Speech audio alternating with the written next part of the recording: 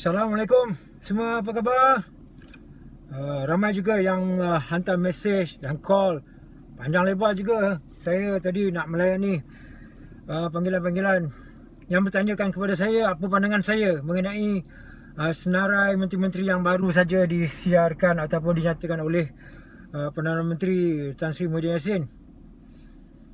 Wah, itulah, ini pandangan personal saya. Pertama, inilah musibahnya bagi saya. Yalah, bila saya sebut musibah ni, pastilah ada benda yang saya rasa tidak betul, yang tidak berapa saya setuju. Ya, terpulang pada anda juga ya, pandangan masing-masing ada pandangan masing-masing. Okey, ini pandangan saya. Musibahnya ialah kita terlalu terburu-buru untuk mengambil alih kerajaan daripada Pakatan Harapan. Benar, kerajaan Pakatan Harapan tu banyak yang tidak betul. Tetapi jika kita terlalu terburu-buru, musibah yang saya maksudkan ialah kita lihatlah senarai menterinya, terutamanya Perdana Menteri dan timbalannya adalah daripada bukan daripada Muafakat Nasional, bukan daripada UMNO dan bukan daripada PAS yang begitu kita harapkan. Bayangkan kalau ada pemimpin Perdana Menterinya daripada UMNO dan timbalannya PAS. Wah, alangkah indahnya kan, alangkah syukurnya kita, kerana kita rasa berserinya kerajaan kita kembali. Tetapi apabila ianya datang daripada Parti Bersatu, iaitu Perdana Menterinya Tan Sri Muhyiddin Yassin, dan kita anggap timbalannya adalah Azmin Ali, sebab dia ada menyebut Menteri Kanan yang pertamanya adalah Azmin Ali.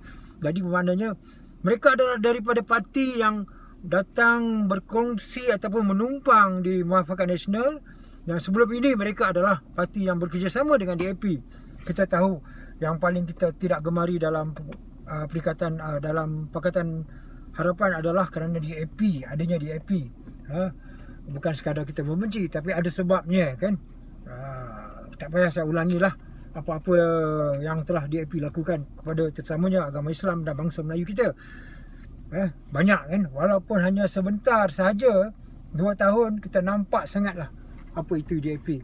Tetapi Parti Bersatu yang bekerjasama, dan apabila mereka terdesak, Tuan Mahathir meletak jawatan dan mereka masih lagi mahu kuasa, mereka datang bersama kita dan kita buka pintu kepada mereka dan mereka mengambil alih yang telah diusahakan oleh Penyatuan Muafakat Nasional ni, UMNO dan PAS, ataupun Barisan dan PAS. Bukan mudah kita nak dapat satu persetujuan yang begitu di antara UMNO dan PAS. Tetapi malangnya menteri-menteri daripada UMNO PAS hanyalah dikebelakangkan, kan, bukan berada di atas. Itulah dia. Jadi perjalanan seterusnya sedikit sukar lah bagi saya, sedikit sukar. Apabila penyokong-penyokong UMNO dan juga PAS yang begitu tidak senang dengan keputusan yang ada, terutamanya ada Azmin Ali di situ. Azmin Ali kita telah lihat dengan video SIM muridnya. Kita sangat berpegang kepada agama Islam kita, tetapi kita tahu bagaimana, mengapa Azmin Ali perlu diangkat di situ. Tidak adakah pemimpin lain? Tidak adakah pemimpin yang lebih baik? Apakah kerana melantik diri Azmin itu semata-mata atas kepentingan politik? Itu kita tidak setuju. Akhirnya ianya pasti memberi kesan jangka panjang kepada kita. Lagi satu, kalau tanya pandangan saya nampak sangat UMNO ni, pemimpin UMNO ni sangat lemah lah. Sangat lemah. Tidak berani bersuara, tidak berani meletakkan. Okey, kami tidak setuju Azmin. Jika anda mahu, anda sudah dapat jawatan Perdana Menteri, timbalannya mesti daripada UMNO. Mesti, wajib. Kenapa tidak ada suara yang begitu tangkas, lantang? Kita tak boleh kata, kami suara di belakang sana. Tidak boleh. Ianya mesti diwawarkan, diberitahu kepada umum bahawa anda telah bersuara, supaya rakyat juga dapat bantu bersuara. Tapi tidak ada. Kita macam menerima seadanya, menerima telunjuk daripada mereka.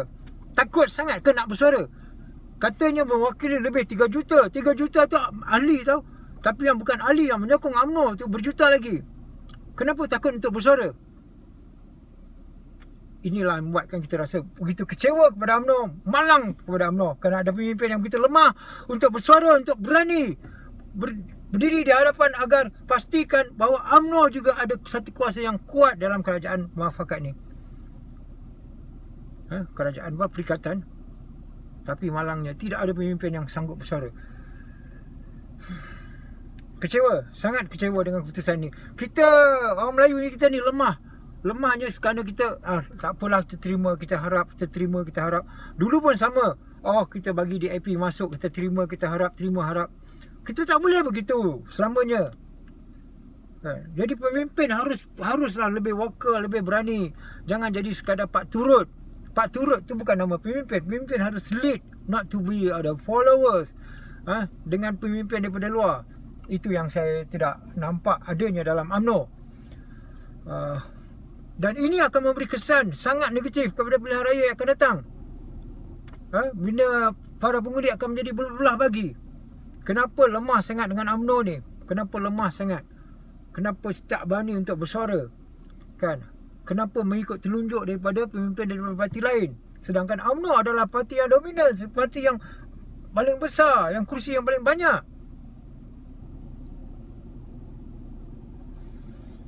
Tak apa. Bagi saya akan melihat arah tuju daripada Datuk Seri Najib. Kita tahu orang-orang daripada Datuk Seri Najib pun dipinggirkan. Ahmad Maslan ke ataupun Tayyuddin Rahman. Terpulanglah pada anda fikir bagaimana. Tapi ada lagi pemimpin lain yang dekat pada Datuk Seri Najib. Bagaikan barisan kepimpinan kerajaan sekarang ni, terutamanya daripada Bersatu, bagaikan masih lagi menanam kebencian terhadap Datuk Seri Najib, padahal mereka datang dalam UMNO ini. InsyaAllah saya rasa kita kena perjuangkan masa depan Datuk Seri Najib di sini, masa depannya, kerana beliau dijatuhkan secara fitnah. Anda setuju tidak? Datuk Seri Najib dijatuhkan secara fitnah. Lebih pada 40 pertuduhan yang dikenakan terhadapnya. Lebih 2 tahun mahkamah berjalan, naik turun mahkamah hampir setiap hari. Belum ada apa-apa pertuduhan yang disahkan Datuk Seri Najib bersalah. Malahan Tun Mahathir sendiri mengakui bahawa dia terpaksa memfitnah Datuk Seri Najib untuk menjatuhkan Barisan Nasional. Jadi kerajaan sekarang ni sepatutnya revise balik segala pertuduhan. Mungkin ada beberapa ataupun banyak pertuduhan yang memang nyata, tidak ada bukti dan sengaja diada-adakan untuk menjatuhkan Datuk Seri Najib. Dan UMNO harus mengangkat kembali Datuk Seri Najib. Mesti mengangkat kembali Datuk Seri Najib. Datuk Seri Najib walaupun dijatuhkan begitu rupa oleh pembangkang dan kita kira Pakatan Harapan dan juga ditolak atau diarah keluarkan dahulu daripada kepimpinan UMNO, tetapi Datuk Seri Najib tetap berusaha menaikkan nama UMNO. Kena ingat, pengorbanan Datuk Seri Najib sangat besar supaya UMNO kembali bangkit.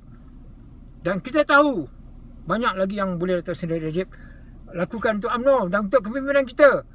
Dan yang paling penting, Datuk Seri Najib dijatuhkan secara fitnah. Ingat, fitnah. Jika saya difitnah, apakah perlu segala jawatan-jawatan saya meletakkan segala jawatan-jawatan saya? Perlukah begitu? Sepatutnya anda yang menyokong saya harus support dan bantu supaya tangkis segala fitnah dan mengangkat saya, pegang saya kuat-kuat. Begitu juga pada masanya pada Datuk Seri Najib. Apabila pemimpin kita Datuk Seri Najib setelah jelas kita nyata sekarang ini dia telah difitnah, kita harus angkat dia kembali.